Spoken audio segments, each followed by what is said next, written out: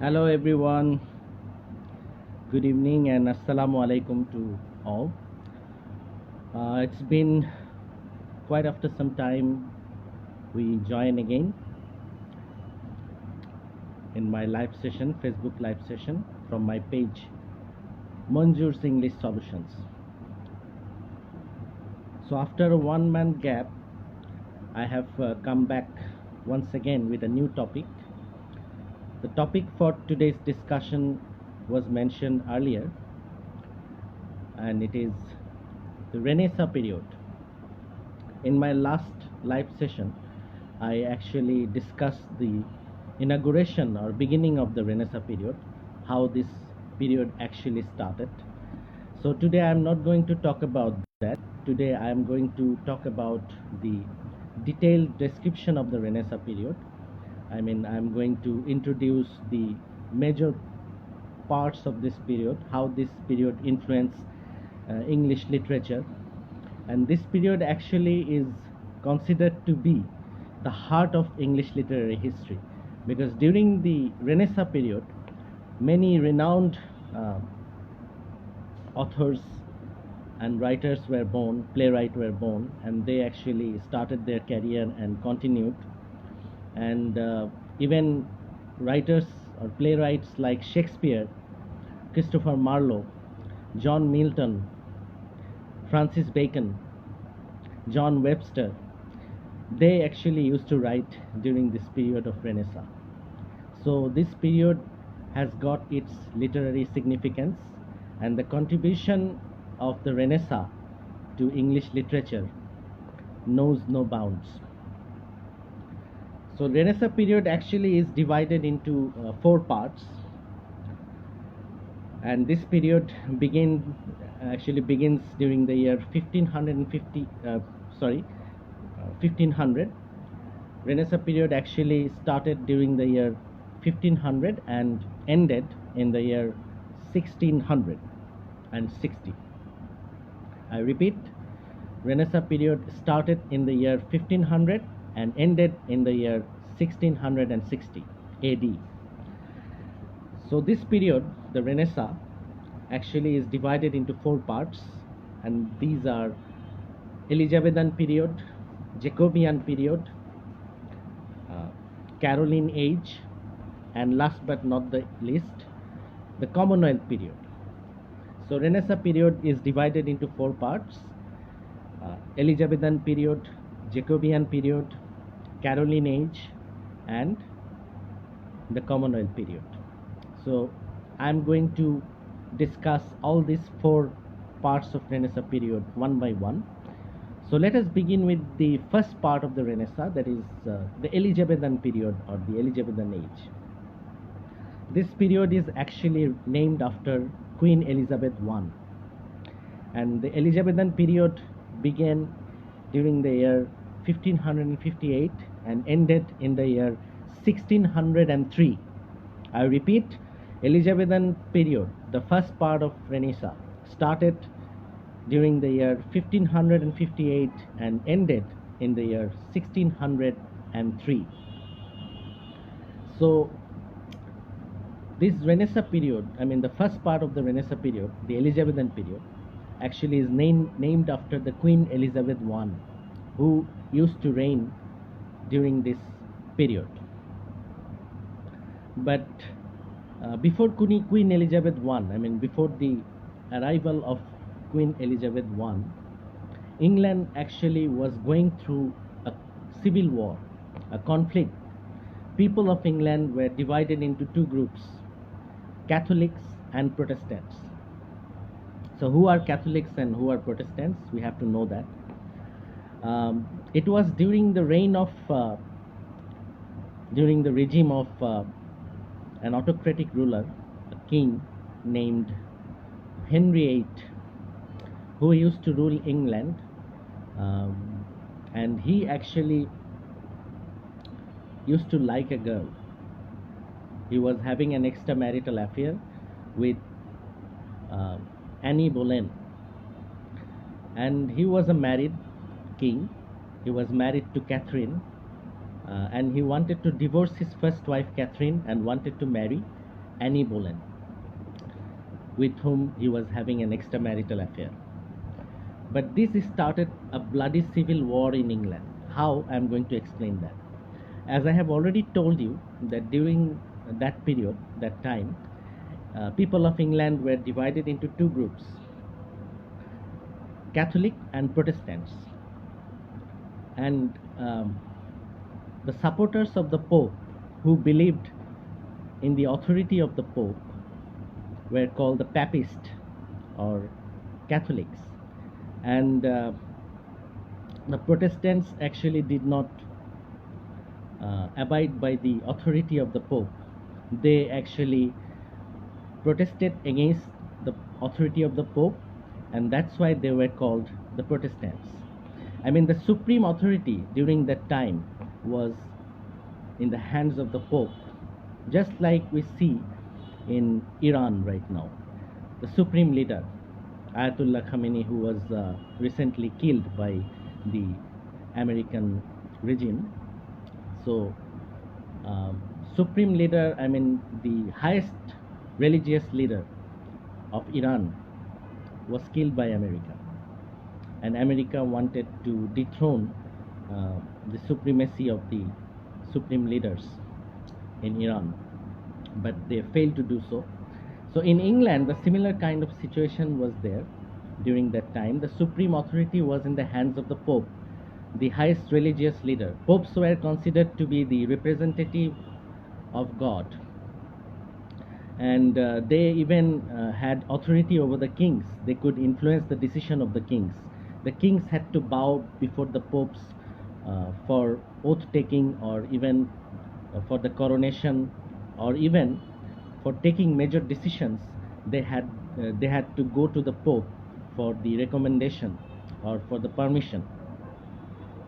So in case of marriage, I mean, when Henry VIII was having an extramarital affair with Anne Boleyn, whom she wanted to marry, and he wanted to divorce his first wife, Catherine. But Catherine actually was a relative of the Pope. As a result, the conflict started. The Pope did not permit the King Henry VIII to marry Anne Boleyn and divorce his first wife, Catherine. And Pope did not allow Henry VIII to make Anne Boleyn his queen. As a result, the king became angry, and he started revolting against the Pope. He actually denied the authority of the Pope, and he joined the Protestants. And that started a bloody civil war in England. People of England became divided into two groups. One group supporting the Pope were called Papists or Catholics, and the others who supported the king were the Protestants. So a bloody civil war emerged between the Catholics and Protestants, and it continued for a long period of time. And Queen Elizabeth I, who came to power and put an end to this bloody civil war. So the credit goes to Queen Elizabeth I, who actually established peace in England. And Elizabeth I ruled in England from 1558 to 1603 AD. So I think you understand why Queen Elizabeth is considered to be a great leader. And she was definitely a great leader. She was actually patronizing education, art, literature during her regime. And she was considered to be the most popular leader of the Renaissance period in England. And as I have already told you, that she established peace in England. And let me tell you one thing. I want to give you a very major information, that Queen Elizabeth I was actually the child of Henry VIII and Anne Boleyn. Henry VIII was having an affair with Anne Boleyn, and because of their affair, the bloody civil war started in England, as I have already explained. But the conflict that Elizabeth's father started was ended by Elizabeth I herself. I mean, Elizabeth I actually put an end to the bloody civil war that her father inaugurated.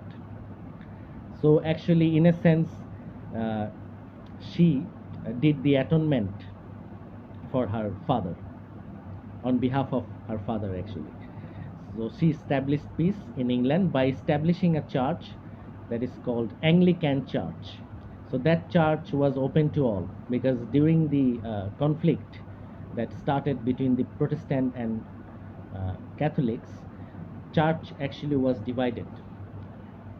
Protestant church was different, Catholic church was different, and they used different churches. Both the Protestants and the Catholics, they had their own churches. But Queen Elizabeth put an end to this bloody civil war by establishing Anglican Church, England's own church, and that church was open to all, irrespective of caste, creed, color, religion, and age. So this shows her kindness, her humanism, and Elizabeth I was definitely a very great leader of England. She was a great empress or queen. Now let us talk about some other things of this period, that is the literary works, major literary works of this period. Yes, during this period, many famous authors and playwrights were born, and they actually started their career. Like Edmund Spenser wrote a very famous, epic, The Fairy Queen, and even Christopher Marlowe, we all know, he wrote a very famous play, which became a world famous play later on. That is Dr. Faustus. Dr. Faustus, the famous play written by um, Christopher Marlowe, is also the production of Elizabethan period. And even William Shakespeare, he wrote many plays like Julius Caesar, As You Like It, Hamlet, Twelfth Night. So all these famous plays are produced by William Shakespeare during this period, during this Elizabethan period. And Francis Bacon, a very famous essayist, he also started his career during this period, during the Elizabethan period. And Bacon's essays that we study nowadays, most of the students of English literature are famous with Bacon's essays. So Francis Bacon started his career in this Renaissance period, in this Elizabethan period as well. Ben Jonson, another famous playwright, he wrote The Alchemist. Alchemist actually, nowadays we all know it's a famous novel by Paulo Coelho. But before that, Ben Jonson also wrote a famous literary work with the same title, but that was actually a play. But nowadays we are very much familiar with Paulo Coelho's The Alchemist, which actually is a great motivational novel. But Ben Jonson also wrote a very famous literary work. He produced a very famous literary work, but that was a play. That was actually a drama written by Ben Jonson, The Alchemist. So I think now you understand why Elizabethan age has got its significance, because playwrights like Shakespeare used to write during this time, and even Christopher Marlowe, a very famous playwright, also started his career. Francis Bacon started his career during this period, and that is why Elizabethan period is known as the golden period, the golden age in the history of English literature. Now let us talk about the literary features of this period. Yes, during this period we see religious tolerance, humanism, and religious broad-mindedness, intellectual progress, scientific curiosity. So all these are the literary features of this period. I mean, during the production of the literary works of this period, these features were followed by the contemporary writers. Now let us talk about the next part of Renaissance, that is the Jacobean age. Jacobean age is named after the English king or English ruler James I, whose Latin name was Jacobus, and hence the name Jacobean derived. Jacobean age actually started in the year 1603 and ended in the year 1625. So James I was the ruler of England during the Jacobean period. And the last part of this period is known as the Puritan age, which belongs to the Puritan age. Now let us talk about some of the major events of this period. During this period, colonial territories were expanded. Religious conflict that actually was ended by Queen Elizabeth I. I mean, Elizabeth I, we all know, put an end to the conflict between Catholics and Protestants. But during this Jacobean period, the conflict revived once again, because the Anglicans, I mean, Queen Elizabeth inaugurated Anglican Church, as I have already mentioned, thereby put an end to the bloody civil war between the Catholics and Protestants. But during the Jacobean period, the conflict started again. But this time, the Anglicans were divided into three groups. I mean, the Protestants were divided into three groups. They were Anglicans, Presbyterians, and Puritans. So during the Jacobean period, the religious conflict revived once again. But this time, the Protestants, they got divided into three groups: Anglicans, Presbyterians, and Puritans. And Renaissance influence continued. Scotland was brought under the rule of the King of England. And now let us talk about the major literary works of this period. As I have already told you, that Shakespeare started his career during the Elizabethan period, the first part of the Renaissance, and he continued his writing. I mean, he continued his writing during the Jacobean period as well. So Shakespeare was still there during the Jacobean age, and he produced Othello, Macbeth, King Lear, Antonio, Cleopatra, The Tempest, all these world famous plays during this Jacobean period. And Ben Jonson, he actually wrote Alchemist, who actually started his career during the Elizabethan period. He wrote The Alchemist during the Jacobean period, but he started his career during the Elizabethan period. And John Webster, he wrote his famous play Duchess of Malfi. It's a very world famous play, Duchess of Malfi, written by the playwright John Webster. Now let us talk about the literary features of this Jacobean period. The Elizabethan idealism of love and romance died out because, as I have told you, a new conflict started. Elizabethan period put an end to the conflict between the Catholics and the Protestants, but during the Jacobean period, a new conflict arose. And this time, the Protestants got divided into three groups, and they were in some kind of a conflict with each other.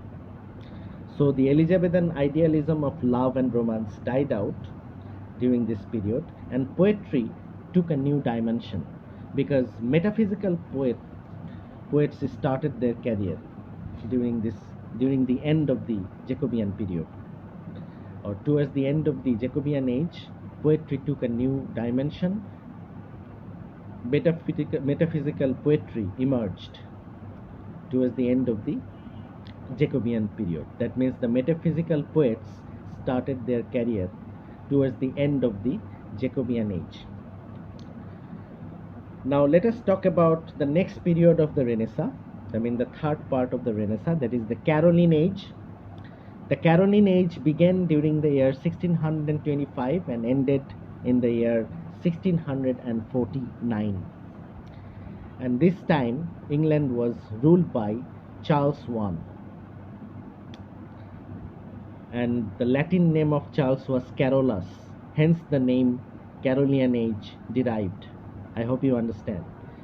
So during the Caroline Age, Charles I was the ruler of England. And during this period, another civil war started between two groups. Let me tell you one thing, history repeats itself. History actually shows that humans are not peace-loving. They always are in some kind of clash with each other. Plato said, only the dead have seen the end of wars. And that is evident from history. People cannot stay in peace for a long period of time. They always bring about some kind of clash. I don't know why. And that's why people always hanker after happiness, but they cannot become happy. Because humans, it's very difficult to satisfy humans and human needs. Humans are very complex creatures. History shows that humans cannot stay in peace for a long period of time. Anyway, as I have told you, that during the Caroline Age, a new conflict started. A new civil war started between two groups, Cavaliers and Roundheads. Cavaliers were the supporters of the kings, and the Roundheads, they were the supporters of Parliament, and they were called Puritans. I repeat, the supporters of the king were called Cavaliers, and the supporters of the Parliament were called Roundheads. So a new conflict started between two groups, Cavaliers and Roundheads. And the Roundheads were also called Puritans, as they were the supporters of Parliament. And during that time, there were some poets who used to write poetry praising the kings, the King of England. They used to praise the king through their poems or through their poetry. They were called Cavalier poets. And some of the Cavalier poets during that time were Richard Lovelace, Sir John Suckling, Robert Herrick, and Thomas Carew. They used to praise the king through their poems. I hope you understand. So in a sense, they were the flatterers of the king, flatterer poets of the king.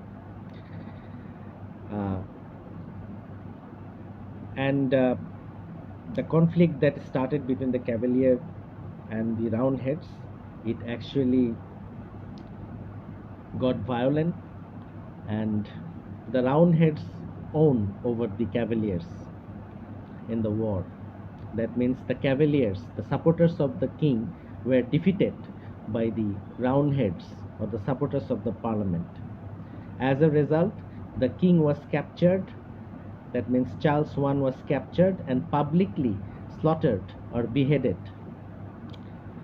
So this shows the violence of England during that time. People were in a clash. They dethroned the king and slaughtered him and put an end to the monarchy. And thereby they established parliamentary ruling system in England. The first parliamentary ruler was Oliver Cromwell. Oliver Cromwell emerged as a Puritan leader for the first time in England. And as I have already told you that there were some poets during that time who used to write poems praising the king. Even in case of other literary works, most of the literary works were based on the stories of the kings, even the plays.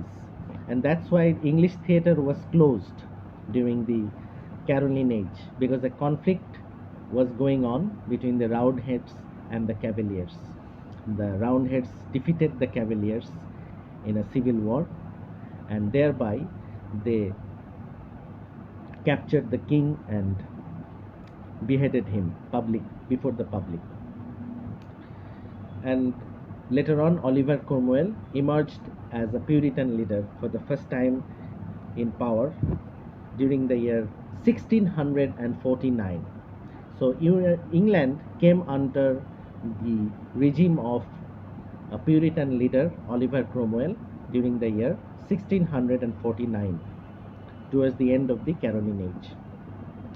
Now let us talk about the major literary works of the Caroline Age.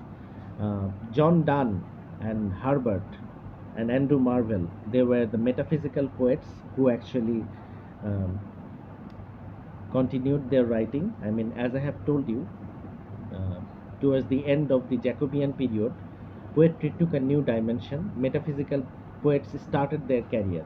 But during this period, Caroline Age, they continued their writing and they used to produce many literary works, many metaphysical poems, especially the poets Andrew Marvell, John Donne, Herbert.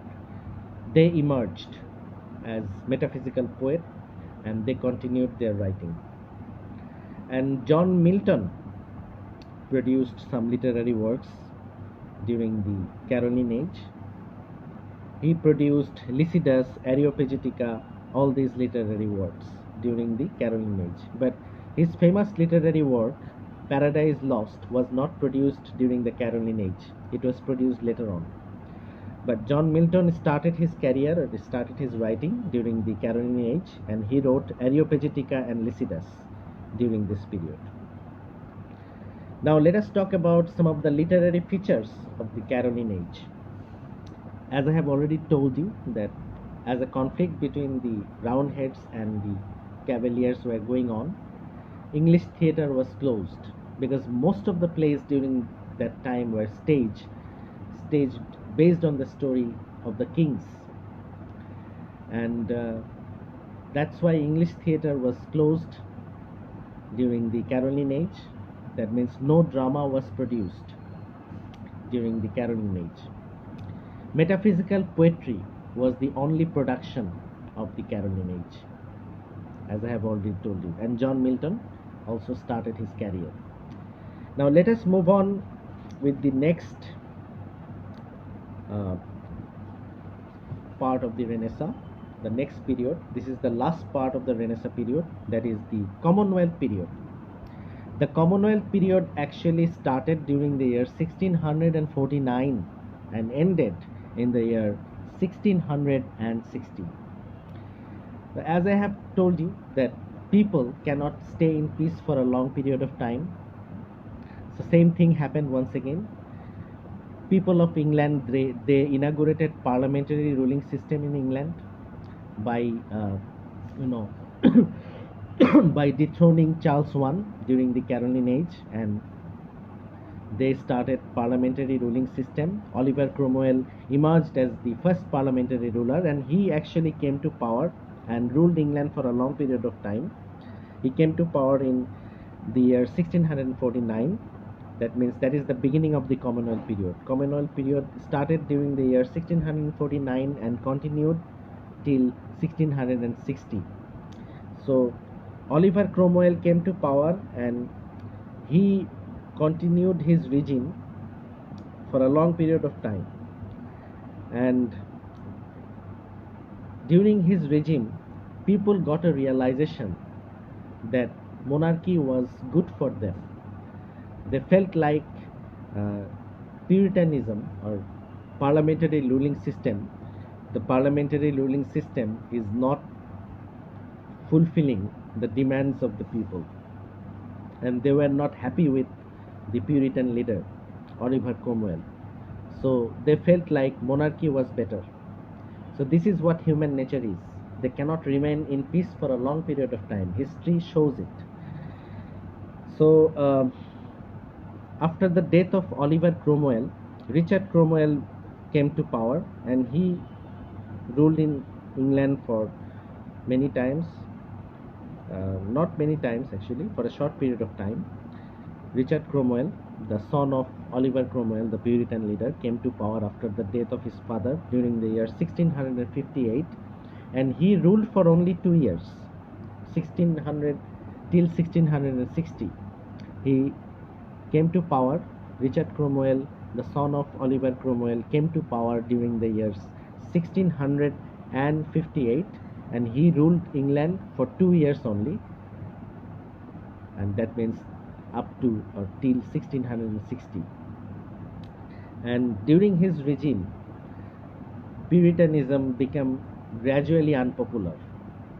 People really became disgusted with parliamentary ruling system or Puritanism. They actually felt like monarchy was essential for them.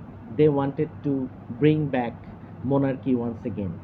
This is what human nature is. As I have told you, when you remain in, remain under the leadership of a ruler for a long period of time, gradually the ruler becomes unpopular to them, and they cannot remain in peace for a long period of time. At a time, they feel like they want something new. They want a change in the leadership, and history shows it. So when a ruler becomes autocratic, when he actually becomes, uh, you know, when he starts ruling for a long period of time, and this actually gradually diminishes the popularity of the king or the ruler. The history shows it. Even in our country, what we have seen, that the last government, they actually ruled for a long period of time, and the people became fed up. They become tyrants, and the people dethroned them, and a new leadership emerged. And we have seen that people have brought back another political party in the leadership who used to rule before. So the same thing uh, was there in England. People actually, history repeats itself. People of England, they were not satisfied with monarchy. They were under monarchy or under the leadership of the kings for a long period of time. Gradually, monarchy became unpopular to them. They dethroned the king, the last, monarch of the Caroline age, who was Charles I. The people of England dethroned him and killed him, slaughtered him, beheaded him before the public. And they established Puritanism or parliamentary ruling system, which also gradually became unpopular after a long period of time. And then they felt like monarchy was better. This is what actually happening right from the very beginning. It is very difficult to satisfy humans. Human cannot actually remain in peace for a long time. So it shows that humans are not peace-loving nations. Even at present, what we see, the war between Iran, Iraq, or even the war that is going on all around the world, Palestine, Israel, Iran, America, the current war that is going on between America, Israel, and Iran, and Iran and its alliance, Russia, China. So this shows that world wants peace, but the people are not peace-loving. People always bring about a clash with a plea or excuse, and they want power. So anyway, the history repeats itself. During the Commonwealth period, uh, Puritanism gradually became unpopular, and the people of England once again felt like monarchy was better, and they wanted to bring back monarchy in England once again. So now let us talk about the major writers, major literary works of this Commonwealth period, the last part of the Renaissance. John Milton, he actually continued his writing during this period, and Andrew Marvell also, another metaphysical poet, as I have already talked about him. He used to write during the Caroline age. He also continued his career during the Commonwealth period. Andrew Marvell, a very famous metaphysical poet. Now let us talk about the literary features of the Commonwealth period. The influence of the Renaissance and Puritanism died out. That means the Renaissance idealism or the Renaissance humanism, Renaissance religious broad-mindedness, religious tolerance, all this came to an end. The Renaissance influence actually disappeared towards the end of the Commonwealth period, because this was the last part of the Renaissance. And Elizabethan Romanticism also came to a close by the end of the Caroline age. I hope you understand. So these are the four parts of the Renaissance period that I have discussed today. And Renaissance period has got its literary significance on English literature, because during this period many famous literary works were produced by famous literary figures like Shakespeare, Christopher Marlowe, Francis Bacon, John Webster, even metaphysical poets like John Donne, Andrew Marvell. So these writers were the production of the Renaissance period. So Renaissance period is considered to be the heart of English literature. So today we have completed our discussion on the Renaissance period and its significance on English literature or English literary history. So that's all for today.